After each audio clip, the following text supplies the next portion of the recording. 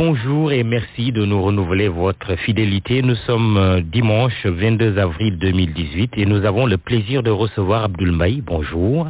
Bonjour, Mamadou Ibrakan. Vous êtes ancien Premier ministre. Vous avez dirigé le premier gouvernement du président Macky Sall et vous êtes aujourd'hui le président de l'ACT, Alliance pour la citoyenneté et le pouvoir, opposition. De banquier froid à politicien ou homme politique, puisqu'il y a certains qui n'aiment pas le terme politicien, Abdoul Mbaye, on peut bien s'interroger sur ce qui vous a poussé à franchir le pas. La frontière n'est quand même pas ténue entre la banque et la politique. C'est pourquoi les internautes sont curieux de savoir ce qui s'est réellement passé entre vous et le président de la République pour que, de Premier ministre à son accession au pouvoir en 2012, il y a juste 6 ans, vous soyez devenu l'un de ses adversaires les plus virulents. Vos compatriotes vous ont également questionné sur d'autres sujets, le parrainage, la présidentielle de 2019, l'économie, l'école, etc. Ils vont continuer à participer à l'émission avec le hashtag Grand Jury RFM ou directement sur notre page Facebook. Ils ont été des milliers à voir l'annonce de notre émission. Alors la première question, naturellement, c'est l'adoption jeudi de la loi sur le parrainage. Vous réagissez comment après avoir repris vos esprits, si on peut le dire ainsi? Oui, vous avez raison de le dire ainsi parce que cela a été un peu difficile de constater ce qui s'est passé. D'abord ce qui se préparait et ce qui s'est passé. Je rectifie d'abord pour considérer qu'il n'y a pas encore loi sur le parrainage, mais il y a eu loi portant révision de la Constitution et introduisant le parrainage. Je pense on attend la promulgation par le chef de l'État. Exact. Je pense personnellement que c'est le dernier coup porté au Sénégal par un homme que je considère destructeur et méchant. Un homme que vous avez servi. Oui, non, pas servi. Moi, j'ai servi mon pays. Oui, j'ai été à ses côtés comme Premier ministre. Vous avez été son Premier ministre. Nous aurons l'occasion d'en reparler. Et vous ne le connaissiez pas, parce que c'est important ce que vous êtes en train de dire. C'est très important. J'ai l'impression d'avoir eu affaire à un personnage bipolaire. Tant je ne reconnais pas Monsieur Macky Sall, celui de mars-avril 2012, et celui qui aujourd'hui agit comme il le fait, et ceci depuis quelques années déjà. Qu'est-ce qui vous gêne dans ce qu'il fait, dans sa façon de gouverner le pays? Voyez-vous, prenez l'exemple, pour rester d'ailleurs sur le sujet que vous avez commencé par évoquer, celui de la modification de la loi électorale, de la Constitution et demain de la loi électorale. Retenons ce qu'il a dit à la presse française au sortir de son audience avec le président Emmanuel Macron. Exposant les motifs de la révision électorale, il a dit « Nous avons 200, 300, 400 partis, nous aurons des centaines de candidatures, c'est pas possible, etc. » Je résume. Mais ce n'est pas l'exposé des motifs. L'exposé des motifs de cette loi qui a été votée jeudi 19 avril, il est clair, c'est mettre fin à la discrimination qui existe entre les candidats indépendants et les candidats présentés par les partis politiques. Mais Macky Sall sait que c'est pas un motif qu'on peut tenir devant des journalistes européens, parce que ça ne tient pas la route. Notre propre constitution consacre la discrimination qui doit exister entre les partis qui concourent à l'expression du suffrage et les candidats indépendants. Et c'est tellement logique, c'est tellement naturel. Mais il y a des arguments pour les petits nègres sénégalais, ça c'est l'exposé des motifs de la loi, et il y a, disons, des arguments qui vont être facilement acceptés par le journaliste européen. Et observez bien, présenter le Sénégal comme une république bamboula où on peut avoir 100 candidats à l'élection présidentielle, ça fait tout de suite sourire le journaliste européen qui en oublie de demander, mais il y en a eu combien lors de la dernière élection présidentielle? Parce que là également, le président fait exprès de taire la vérité. Or la vérité, elle est claire. Laquelle? Elle est la suivante. En 2007, il y a eu 15 candidats à l'élection présidentielle au Sénégal. En 2012, il y en a eu 14, un de moins. Le nombre de candidats a baissé. Comment peut-il justifier que l'on passe d'une tendance baissière et un nombre de 14 candidats, ce qui est tout à fait raisonnable, à une centaine de candidats? Mais son objectif, c'était...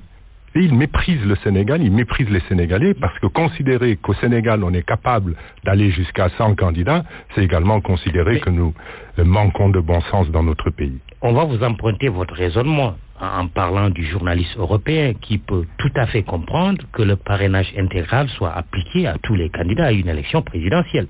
Parce que le Sénégal n'est pas le premier pays à avoir cette disposition. Vous avez raison de faire la remarque, le parrainage citoyen existe ailleurs. Absolument. Mais nous avons inventé un parrainage citoyen exceptionnel et unique au monde. Ça aussi, il faut le dire. Quoi? Unique au monde, d'abord par son importance.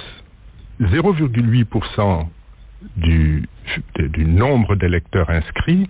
Pour vous donner une comparaison, en Autriche, vous avez moins de 9 millions d'habitants, vous avez une exigence de 6 000 signatures. Ça veut dire que si on considère que la population du Sénégal, qui reste quand même inférieure à 2 fois celle de l'Autriche, on aurait été normalement dans une requête portant sur 12 000 signatures, entre 10 000 et 12 000. Vous voyez qu'on n'est pas très loin on est à 15 millions. On est presque 2 fois supérieur et non inférieur. Voilà, donc 2 fois, ça fait 12 000. On n'est pas quand même... Oui. On n'est pas encore aux 60 000 ou 65 000 signatures qui vont être requises. Ça, c'est la première des choses. La deuxième des choses, on demande un parrainage exclusif. Ça veut dire que vous choisissez le candidat, mais vous indiquez bien au Conseil constitutionnel et demain à toute personne qui sera impliquée dans le contrôle des signatures que vous avez choisi le candidat X plutôt que le candidat Y. Il y a également une chose qui est incroyable, qui n'existe pas dans le parrainage citoyen, c'est l'expression du nombre de signatures sous forme de pourcentage. Pourcentage de quoi? Pourcentage d'un nombre de candidats inscrits. Mais c'est une variable. C'est une variable. C'est une variable contestable. À quel moment on va le savoir? Et qui va donner le nombre? Est-ce que le Conseil constitutionnel va être en mesure d'auditer ce nombre pour être sûr que c'est exact? Dans toutes les autres constitutions où le parrainage citoyen est prévu, il y a un nombre précis qui est donné. Comment on va gérer les arrondis, etc., etc. Quel est votre problème? C'est de dire non au parrainage citoyen ou de dire non à la barre qui a été fixée? Je dis non d'abord à la manipulation de la Constitution. Nous avons un système qui, jusqu'à présent, a fonctionné, qui a permis de tenir des élections présidentielles raisonnables, avec un nombre de candidats raisonnable. Je ne vois pas pourquoi on devrait changer les conditions de l'élection du président de la République. D'autant que notre Constitution, en tout cas celle qui existait avant le 19 avril, indiquait bien qu'il s'agissait de dispositions qu'il n'était plus possible de modifier. Et vous aviez dit non aussi au référendum de 2016. Mais est-ce que votre non n'est pas systématique? Il n'est pas systématique. Il est raisonné. Il n'a de sens que si celui qui le dit est capable de dire non, mais est-ce qu'on ne peut pas l'inverser aussi? Attendez.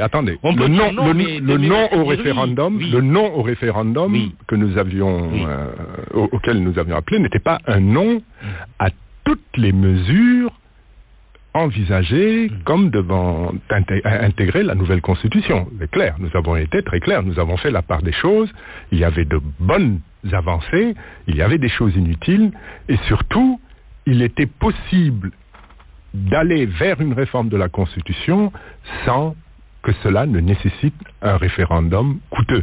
Mais on n'a jamais dit non à la modification de la Constitution. Donc le contexte est quand même différent.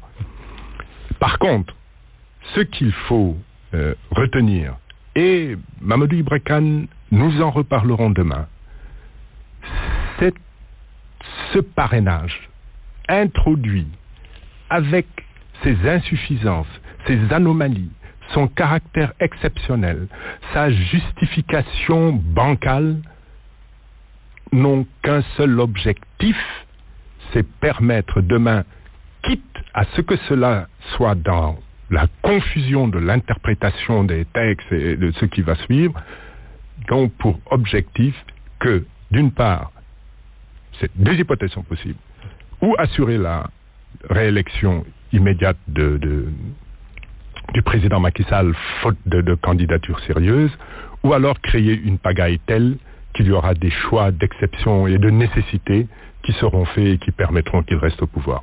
Moi, c'est comme ça que je vois les choses. C'est ce qui ressort de mon analyse du personnage. Je repose ma question, puisque la réponse... Par contre, c'est sûr, le parrainage... Je complète. Oui. On aurait pu oui, mettre en place un parrainage citoyen complémentaire à tout ce qui existe comme élément visant à limiter le nombre de candidatures, parce qu'il ne faut pas oublier que la caution qui existe a été fixée pour mettre fin ou empêcher les candidatures fantaisistes. Oui, donc il y a déjà un moyen pour atteindre l'objectif qu'il annonce comme étant celui de la réforme constitutionnelle qu'il annonce devant la presse européenne. C'est pourquoi je dis qu'on est dans la dissimulation du véritable objectif. Mais s'il avait fallu rester raisonnable, échanger sur la question du parrainage, mais à ce moment-là, on aurait retenu des chiffres clairs, des procédures aisées, et tout le monde se serait entendu. Vous n'êtes pas contre le parrainage citoyen, dans le principe. Vous n'êtes pas contre. Ça peut se faire, mais je ne peux pas parler au nom d'un consensus. Parce que ce qui est regrettable dans ce qui s'est passé, c'est surtout la rupture de la démarche consensuelle qui existe dans ce pays depuis 1990. Il se trouve que le pouvoir vous accuse, vous, opposants, d'être responsable de cette situation, de refuser le dialogue. C'est incroyable. Ça, c'est du mensonge. Je suis désolé de vous le dire, Mamadou Ibra Kane, mais c'est du pur mensonge. Le dialogue n'a jamais été refusé par l'opposition. Jamais. La preuve, nous avons écrit au président de la République. En janvier, nous lui avons dit, voilà, nous sommes prêts à aller au dialogue, à rejoindre le dialogue. Voilà les points sur lesquels nous souhaitons échanger dans le cadre de modalités à définir, et particulièrement, dès lors que vous-même, cela se comprend tout de même, dès lors que vous-même vous êtes une des parties directement concernées, mettons en place, qu'on ne vous laisse pas le choix de l'arbitre, mais qu'on mette en place une commission arbitrale qui décidera, et à ce moment-là, nous pourrons nous entendre. L'opposition n'a jamais dit autre chose. De même courrier adressé au chef de l'État. Pas un courrier, pas une réponse, pas une démarche. Le refus du dialogue, il vient du président de la République, pas de l'opposition. Ça, il faut que ce soit clair, parce qu'après, ils entretiennent la confusion, les laissant croire que l'opposition est une opposition radicale. Oui. Que nenni, c'est pas le cas. C'est eux qui refusent, parce que le passage en force était programmé. D'ailleurs, les non-inscrits qui avaient accepté de participer au dialogue, quand ils se sont rendus compte de la supercherie, c'est-à-dire d'un dialogue auquel on les appelait pour simplement faire passer le parrainage, ils se sont retirés, parce qu'ils ne pouvaient pas... Avant d'aller plus loin ou de revenir sur le parrainage, une petite parenthèse, parce que les internautes vous interpellent dessus, c'est cette mort annoncée, ou ce mort annoncé le jeudi par vous-même, et qui a été vite démenti par les services de l'État. Vite démenti par moi-même d'ailleurs. Voilà ce qui s'est passé exactement. Oui. Au niveau du front, mes pères m'ont demandé de préparer une déclaration et de la lire.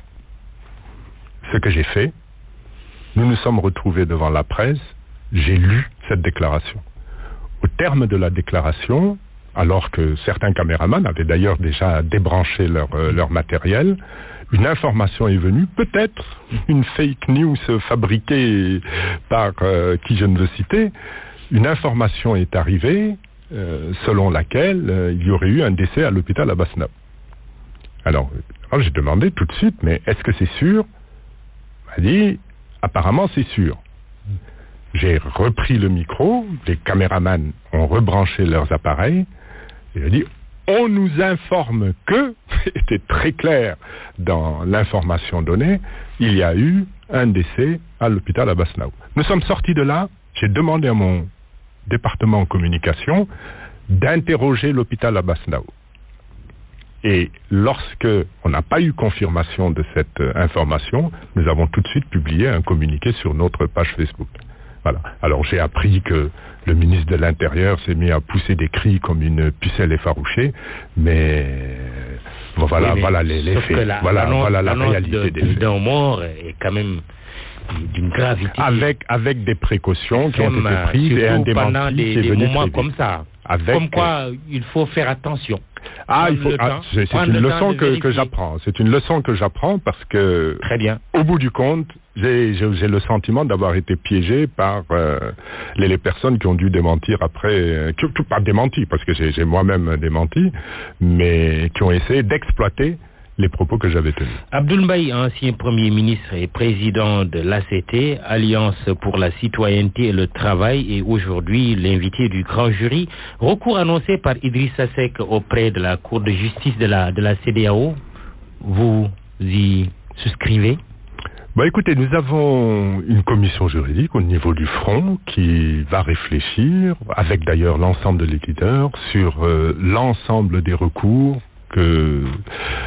qui nous sont possibles pour attaquer cette décision de modifier la Constitution et son contenu et surtout les modalités dans lesquelles la décision a été prise, le vote a été fait. Donc, il y a quand même l'étape des juridictions nationales, non? Je ne peux pas tout vous dire puisque nous avons des séances de travail qui vont être consacrées un groupe de députés peut par exemple saisir le Conseil constitutionnel. Non, Conseil constitutionnel, nous pensons que non, c'est pas un recours possible. C'est pas un recours prévu d'ailleurs par notre dispositif juridique, mais il y a des pistes qui vont être explorées. Des pistes nationales, des juridictions nationales. Une piste nationale, une piste internationale. Vous ne pouvez pas en dire plus. Je ne peux pas en dire plus. Mais est-ce que vous êtes en phase avec Idrissa Seck quand il... Je vais être en phase avec les décisions prises à l'intérieur du front de résistance démocratique et sociale. Lui, il n'en fait pas partie. Pas encore. Vous en dites quoi? Écoutez, c'est sa décision. Il a été sollicité, il a été visité comme les autres l'ont été. Lorsque nous étions dans une démarche d'élargissement, d'abord d'ailleurs de constitution de l'initiative pour des élections démocratiques, également au moment de la constitution du Front, ils ont été invités lors de la manifestation que nous avions tenue, ils ont été présents, c'est tout, il n'est pas venu, il a d'autres préoccupations, d'autres conceptions de la lutte sans doute aussi. Et ça vous gêne qu'il ne fasse pas partie de votre front? Écoutez, moi j'ai pas d'avis à apporter. Ils ont leur propre démarche, ils ont leur propre stratégie. Personnellement, je pense que l'opposition gagne à être unie, à être ensemble dans ce combat, surtout s'il s'agit du même combat. Je ne vois pas pourquoi certains iraient d'un côté, les autres de l'autre. Voilà, mais chacun sa stratégie. Je n'en connais pas les détails quand c'est M. Seck qui est concerné. Vous semblez être très très amer à l'encontre du président Macky Sall, dont vous avez été le Premier ministre, juste au lendemain de l'alternance de 2012, mais on vous a vu également avec le président Abdoulaye Wade. Vous appartenez au même front que lui, le PDS, n'est-ce pas? Vous l'avez rencontré récemment. Qu'est-ce qui peut expliquer cela, cette évolution dans votre position? Écoutez, d'abord il y a deux choses. Je crois qu'il faut bien préciser ce qu'est le front au sein duquel nous sommes. C'est un front qui recherche des conditions claires, transparentes du vote à venir et des votes à venir, pour que l'expression du suffrage ne puisse pas être contestée. dès le lendemain de son expression. Et croyez-moi, nous disons à qui veut l'entendre, nous nous battons pour des élections libres, transparentes, démocratiques, des élections au terme desquelles, si Macky Sall passe, il n'y a aucun problème, il n'y aura aucune forme de contestation. Mais ça concerne tous les Sénégalais. Ça concerne non seulement les partis de l'opposition, ça concerne également tous les citoyens. Et normalement, ça devrait d'ailleurs concerner également les Sénégalais qui sont membres de l'APR. Donc, nous sommes ensemble pour le Sénégal, nous ne sommes pas ensemble pour partager un projet politique. Ça, il faut que ce soit très clair. Le président Macky Sall, c'est vrai, je suis devenu son opposant parce que il ne travaille pas dans le sens des intérêts de ce pays. C'est mon opinion. Nous aurons peut-être l'occasion d'y revenir sur plusieurs aspects. Pourquoi vous le dites? Je l'ai qualifié tout à l'heure de destructeur. Observez ce qui se passe. Nous sommes dans une république avec 3 pouvoirs. Je parle de manière simple et schématique. Au niveau de l'exécutif, ce monsieur détruit la crédibilité de ce qui est le plus proche de lui, le gouvernement. C'est pas sérieux. C'est un mini-parlement dirigé par un monsieur totalement transparent. Monsieur Macky Sall détruit ce qu'il y a dans sa plus proche proximité. Vous quittez l'exécutif, vous allez vers le législatif. Mais regardez ce qu'il en a fait. Regardez le vote de jeudi dernier. Une révision de loi constitutionnelle. On parle d'un vote sans débat. Ce qui n'est pas prévu par le règlement de l'Assemblée nationale. On peut constater un vote sans débat, parce que personne ne demande la parole. Mais quand il y a des... Comment peut-on prétendre être dans une démocratie quand vous... démocratie représentative, quand vous empêchez les députés de dire ce qu'ils pensent d'une loi qu'on leur demande de voter? C'est incroyable.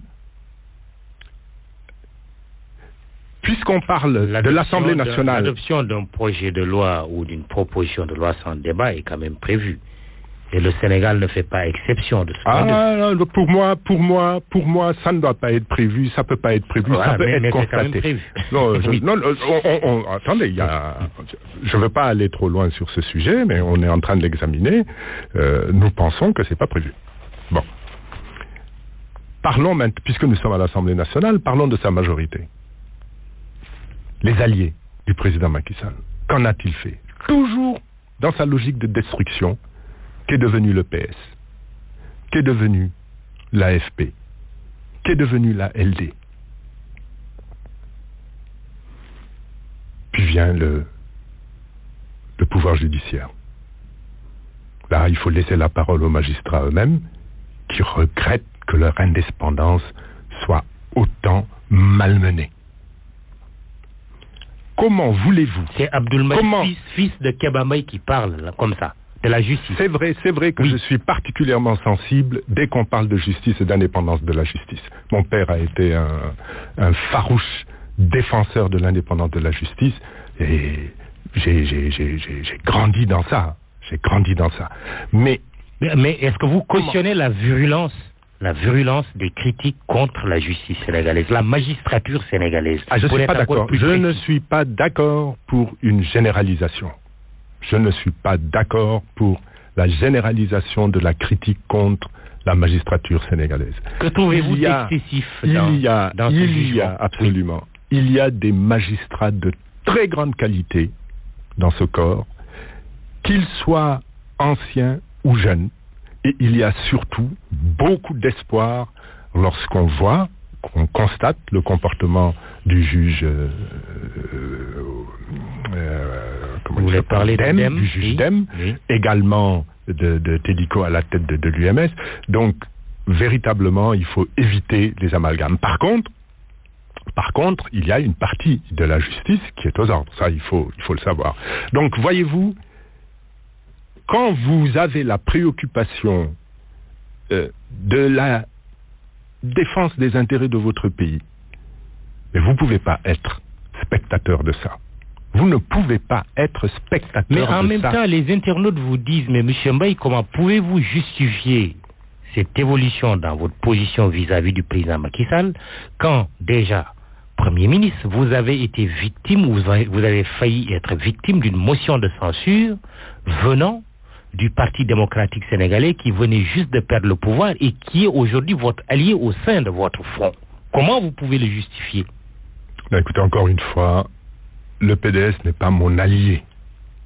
Oui, vous appartenez au même front, en tout cas, de lutte front, pour la transparence des élections. Mais parce que tout simplement, nous avons les mêmes intérêts. Le PDS et l'Acte et d'autres souhaitent des élections libres et démocratiques dans ce pays.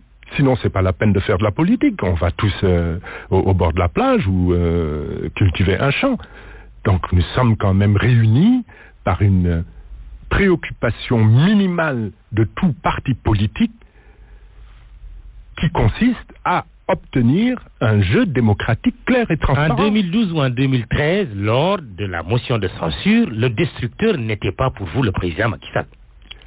Je n'en avais pas encore toutes les informations. Est-ce que vous savez que c'est vous qui m'avez mis sur la piste en 2014?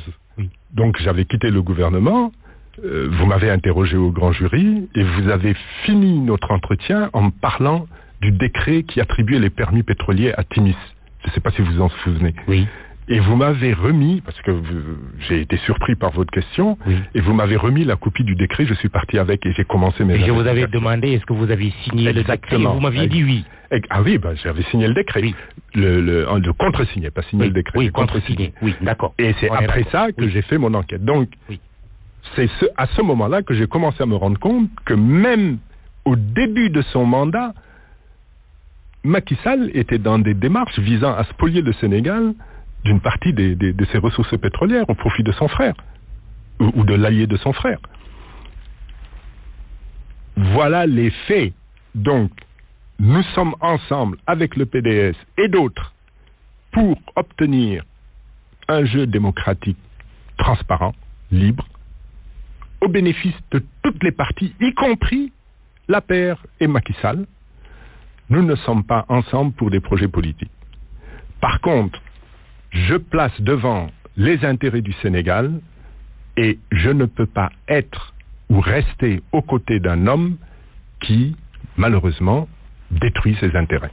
Je rappelle que vous suivez le grand jury de la RFM avec Abdoul Mbaye, ancien Premier ministre, comme invité. Question des internautes relative cette fois-ci à votre participation à l'élection présidentielle de 2019. Ils vous demandent si vous allez être candidat ou que si vos ardeurs vont être refroidis par cette histoire de parrainage qui ne serait pas peut-être garantie pour vous parce que vous n'avez pas pu avoir un député même aux dernières élections législatives. Bon, écoutez, moi je n'entre pas en politique pour faire dans la circonstance, entrer, retirer, etc.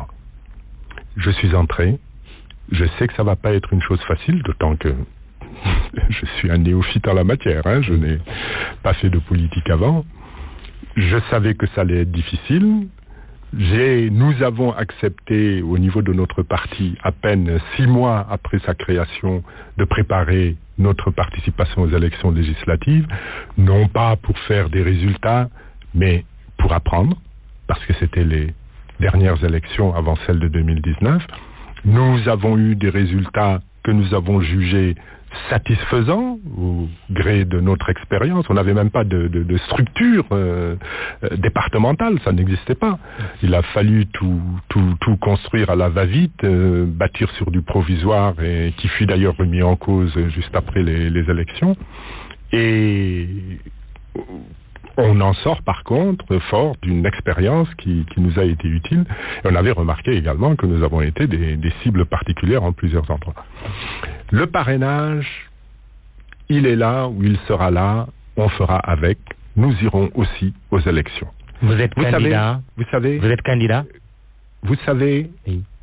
notre projet politique ne peut pas se résumer à notre souci de devenir président de la République. Nous sommes entrés en politique pour participer, sans être à l'initiative forcément, participer à l'éveil des consciences des Sénégalais. Il faut que les Sénégalais sachent qu'il y a une manière de faire de la politique qui est devenue une habitude au Sénégal, qui n'est pas la bonne et qui ne peut pas créer du progrès dans notre pays et qui, au contraire d'ailleurs, va les priver de beaucoup de potentialités. C'est une manière de faire de la politique par laquelle le politicien, cette fois on peut utiliser le terme, se préoccupe de la satisfaction de ses intérêts propres, familiaux, claniques. C'est exactement ce que l'on vit actuellement. Cette politique-là, il faut lui tourner le dos et aller vers ce que doit être la politique, ce que n'aurait jamais dû cesser d'être la politique dans notre pays, un sacerdoce au service des populations, au service de sa patrie. Vous ne répondez pas à la question. J'y viens. C'est pour revenir à l'essentiel, parce que malheureusement les journalistes, je regrette de le dire, veulent toujours le petit scoop. Ils veulent la précision. À partir de ce moment-là, je suis dans mon projet politique, jusqu'au jour où je déciderai de m'en retirer. Vient une élection présidentielle, le parti va décider si oui ou non nous allons y participer. Je peux vous dire très sincèrement qu'il y a de fortes chances pour que notre parti présente un candidat. Lequel comme candidat, lequel de ses compagnons? Eh bien, Abdoul Mbaye sera candidat. Je ne suis pas de ceux qui considèrent que un parti c'est une structure ou une chaussette ou une chaussure que l'on porte et puis que l'on traîne partout. Le soutien à une candidature autre que la vôtre est-il exclu? Dans l'immédiat, ça n'est pas envisagé. Le soutien à une candidature autre que celle du parti. Parce que le parti n'a pas encore décidé de qui va être son candidat. Pourquoi voulez-vous forcer les choses? Nous avons un calendrier. Vous êtes candidat nous aurons... à la candidature. Voilà, exactement. Que nous avons compris dans votre raisonnement. C'est exactement ça. Et c'est exclu de soutenir un candidat autre que je pense que c'est exclu. En tout cas, c'est pas une position que je défendrai au niveau du Congrès. Nous allons passer quand même à... Pour le premier tour. Pour le second tour, évidemment, c'est quelque chose qui ira de soi. Scénario d'un second tour, vous soutiendrez qui? Ben écoutez, moi j'espère un second tour sans Macky Sall et avec le candidat de l'Acte, et évidemment nous appellerons à voter pour le candidat de l'Acte. Très bien, on verra, on en est encore loin, en tout cas il reste 10 mois, Inch'Allah, de cette élection présidentielle dont le premier tour est prévu le 24 février.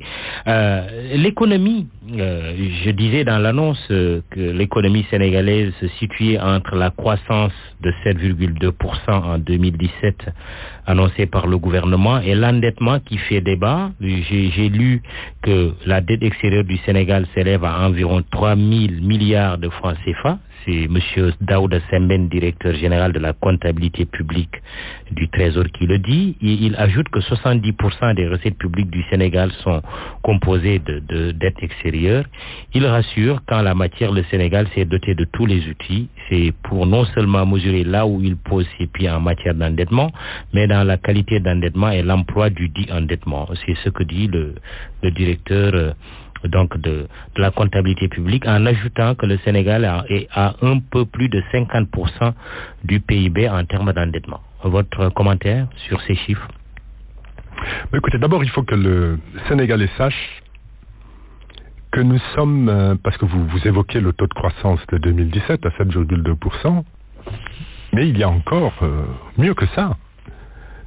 Nous sommes une sorte d'exception de régularité dans notre croissance économique, d'après les statistiques officielles commandées par Monsieur le Président de la République. Il n'y a aucune courbe de croissance aussi régulière dans le monde, j'ai pourtant cherché, aussi régulière que celle du Sénégal. Alors, c'est peut-être que le président travaille bien. Je vous parle de statistiques commandées. Maintenant, le problème, c'est de faire le rapport entre cette qualité de notre croissance, cette régularité de notre croissance, avec les conditions de vie de population, mais aussi avec d'autres éléments statistiques. Je vous donne un exemple. Vous avez ce qu'on appelle la productivité totale des facteurs.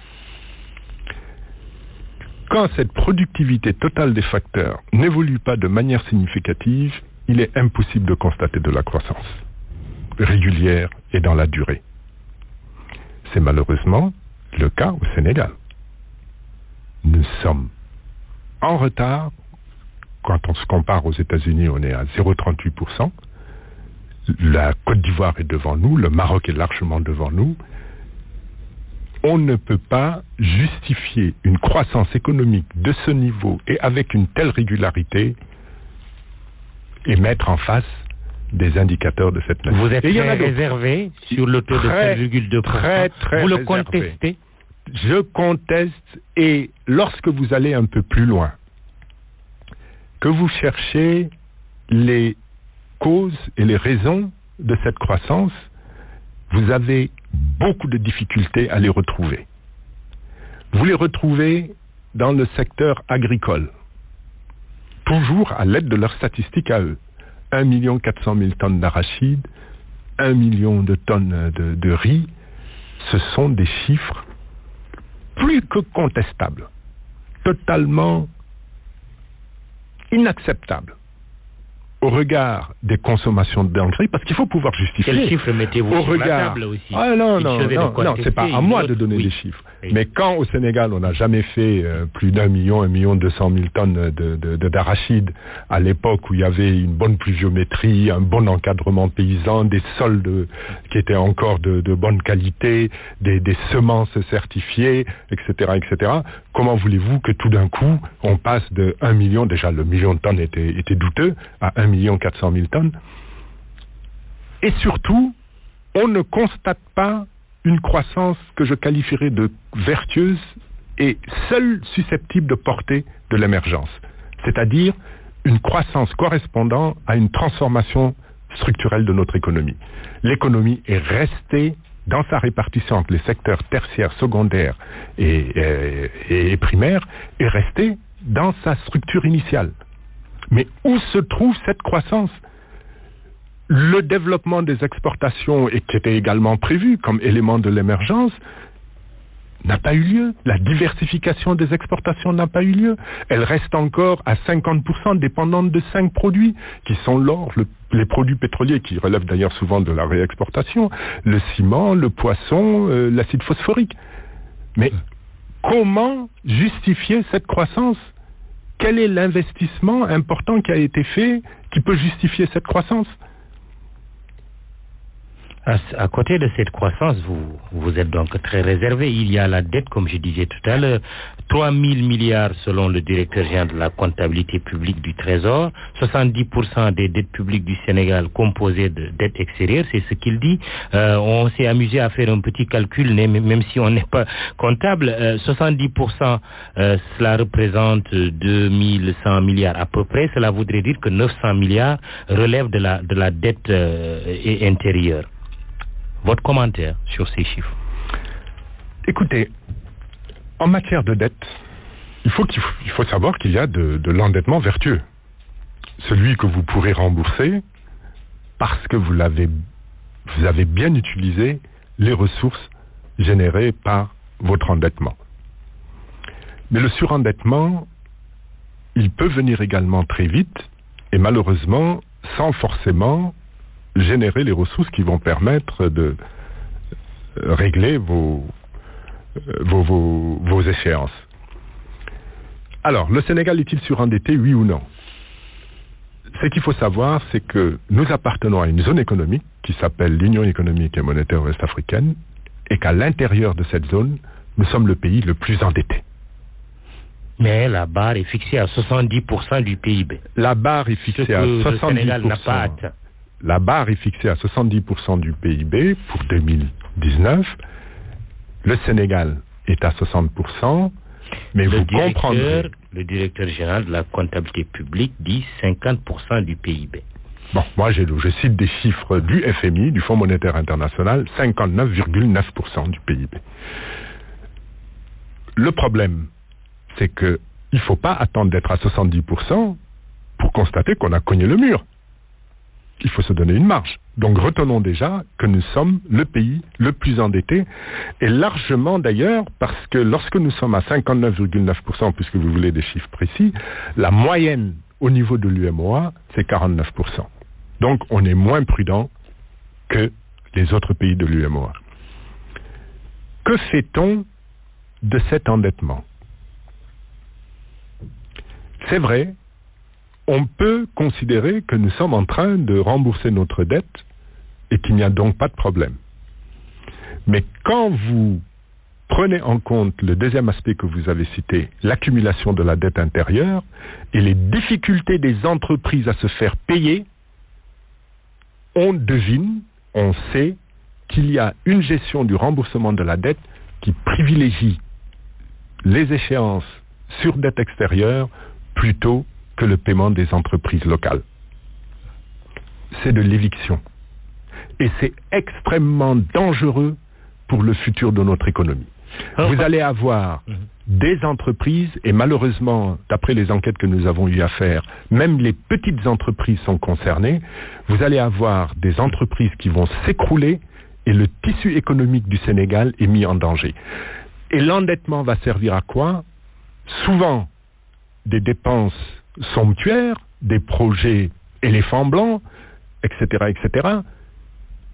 Mais où est le projet qui peut vraiment être considéré comme porteur de véritable croissance? Un banquier comme vous, peut-être, qui vous tend la perche, l'Ivoirien Tidjane Thiam, directeur général de la Banque Crédit Suisse, à travers une sortie médiatique, donne des conseils aux chefs d'État africains et leurs ministres des Finances relativement à l'endettement, justement, qu'ils jugent excessif de certains pays africains à travers les eurobonds. C'est une folie, c'est son commentaire, pour les pays africains de recourir à des prêts en devises pour financer des infrastructures vitales telles que les routes, l'électricité et l'eau potable. Vous êtes en phase avec lui? Mais je suis totalement en phase avec lui. Il y a deux folies en Afrique. La première, c'est le grand projet. Le grand projet. Le meilleur exemple, c'est ce fameux train qu'on va nous servir là, de AIBD à... Le train express régional. Le train express régional. Oui. Il y a donc deux folies. Cette logique de grand projet pour montrer qu'on travaille ou épater les populations et parfois simplement d'ailleurs justifier de grosses commissions. Et la seconde folie, c'est justement de pouvoir se vanter d'avoir emprunté en devise sur les marchés internationaux. Malheureusement, à des conditions qui sont souvent des conditions qui vous exposent. Parce que quand vous vous endettez sur 30 ans et plus, vous êtes en danger. Vous avez d'ailleurs dû remarquer, même si c'est une technique à laquelle on peut avoir recours, qu'il a fallu consacrer 200 millions de dollars dans les derniers emprunts du Sénégal pour rembourser une dette qui coûtait trop cher. Donc, on en arrive à un moment où vous vous endettez pour rembourser des emprunts antérieurs mal négociés alors que les taux... Non. On doit se montrer raisonnable et éviter ces deux folies. Cher Tidjane a raison, j'y ajouterai moi la première. Quel financement alors que vous préconisez, vous? Puisque vous êtes très réservé sur les emprunts extérieurs, est-ce qu'une épargne intérieure peut être... un financement domestique pourrait être envisagé et comment? Mais il existe, il est disponible, il peut être mobilisé. On n'a pas besoin d'avoir des sommes de cette importance venant de l'extérieur. On peut, et c'est cette voie que nous allons développer notamment au niveau de notre programme, on peut notamment recourir au partenariat public-privé de manière conséquente, de manière volumineuse, pour résoudre les questions des investissements, notamment en matière d'infrastructure. Comment? Mais c'est du partenariat public-privé. Oui, vous êtes un banquier. Vous devez être en mesure de dire, voilà, moi, Abdoul Mbaye, je serai en mesure de financer à hauteur de tant de pourcents mon projet. Non, mais c'est pas... Quand vous êtes dans le partenariat public-privé, la question du financement n'est plus la vôtre. Oui. Vous demandez une infrastructure, par contre, vous prenez toutes les dispositions pour que son coût, les éléments de charge à mettre aux frais des citoyens et de l'État soient réduits au maximum. Et à ce moment-là, vous avez l'infrastructure sans forcément vous endetter à de tels niveaux. Et vous pouvez consacrer vos ressources budgétaires à des questions aussi essentielles que l'éducation, on est en retard, la santé, etc., etc. L'école vous interpelle et question également des internautes qui vous disent, qui vous demandent si vous avez la solution.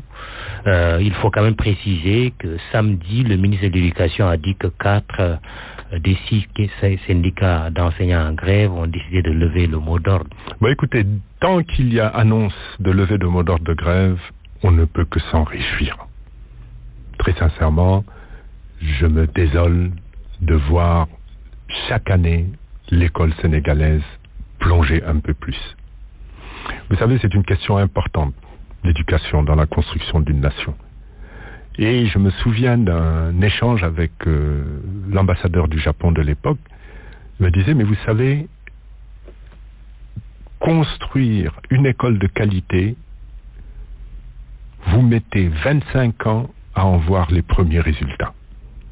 25 ans. Nous sommes dans un processus de destruction de cette école. Il faut savoir que la correction, lorsqu'elle aura commencé, ne produira des résultats que 25 ans après. Donc, on s'en réjouit. Ceci dit, il est quand même important de mettre le gouvernement devant ses responsabilités et tout ce qui peut correspondre au respect d'engagement pris doit être satisfait. Ça, c'est la première des choses. La deuxième chose, je pense, c'est un message que je lance aux enseignants. Je pense que la grève n'est pas le seul moyen de combat.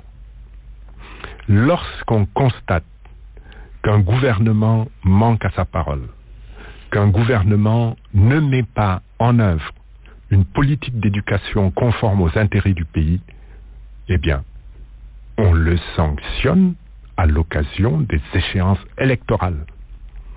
C'est pourquoi j'invite les enseignants à déplacer leur combat. Je crois qu'ils se sont fait entendre, notamment par leurs actions de grève. Il faut qu'ils pensent aux intérêts des enfants, des élèves, des étudiants, mais par contre, qu'ils sanctionnent le gouvernement, qu'ils considèrent comme responsable de leur... le terrain de l'école pour investir le terrain de la politique. Non? Pas de la politique, le terrain de la citoyenneté. Le pétrole et le gaz, on ne peut pas ne pas en parler. Il nous reste 2 petites minutes malheureusement. Les nouvelles de Franck Timis, vous en avez là? Apparemment, il est en train de se fâcher contre ses amis, puisqu'il va... on découvre d'ailleurs, on le savait, mais le Sénégalais découvre qu'il avait non seulement les puits de Timiscorp, mais qu'il a aussi African Petroleum, c'est également lui. Pour quelqu'un qui n'est pas dans le pétrole, qui n'est pas un spécialiste du pétrole, qui n'a pas les moyens d'explorer ni d'exploiter, c'est quand même quelque chose d'étonnant et de gravissime. Publication du contrat avec Total, finalement. Il n'y a pas de quoi fouetter un chat, non? Ah si, il y a quelque chose. Nous sommes en train d'étudier ce nouveau contrat, mais ce que nous retenons comme information confirmée, c'est que Total a été préféré au consortium BP Cosmos. Et que ce consortium BP Cosmos, d'après les informations que nous avons reçues, proposait mieux. Alors pourquoi Total? Il y a un problème. Vous répondrez à cette question après votre étude. Ensuite, le contrat a été signé, apparemment également, sans avis requis du ministre de l'Économie et des Finances, ce qui est contraire à la loi. Question qui requiert réponse instantanée, question de secondes. Le CFA, bon ou mauvais pour vous? C'est trop tranché. Malheureusement, on ne peut pas en parler alors que c'était presque ma spécialité, le franc CFA. Nous aurons peut-être l'occasion d'en parler, mais surtout, ne détruisons pas ce qui marche sans avoir une solution sûre. Il s'agit de monnaie, il s'agit d'un élément essentiel à non seulement l'économie du Sénégal, mais à l'ensemble des... Vous n'êtes pas pour l'abandon du CFA? Pas pour l'abandon de la monnaie commune, pas pour l'abandon du CFA, mais si... Comme cela est proposé, je crois, dans un rapport récent de ministre Strauss-Kahn, si on peut abandonner le nom pour un autre, mais je pense que vous parlez de la monnaie elle-même, surtout ne pas abandonner la monnaie, mais provoquer des réaménagements sur la fixité de la parité, sur la dénomination, sur l'arrimage à un panier de monnaie. Même si c'est pas nouveau, d'autres économistes sénégalais l'ont dit, je pense que ce sont des pistes à explorer. On n'a pas besoin de convoquer aussi Dominique Strauss-Kahn pour ça, non? Absolument, je suis tout à fait d'accord avec vous, d'autant qu'il se trompe, il parle d'un risque pris par la France, bon, c'est sans contrepartie, non, c'est un risque minime, celui de voir par découvert permettre par découvert permettre la poursuite de la convertibilité du franc CFA, mais c'est un risque minime qui ne s'est manifesté qu'une fois depuis les années 60 et qui a été ensuite corrigé et qui a une contrepartie, c'est les dépôts effectués auprès du Trésor français. Abdoul Mbaye, ancien Premier ministre et président de l'ACT, invité du grand jury, merci d'être revenu. À la technique, Abdoulaye Diop, digital manager Maguette Koulibaly.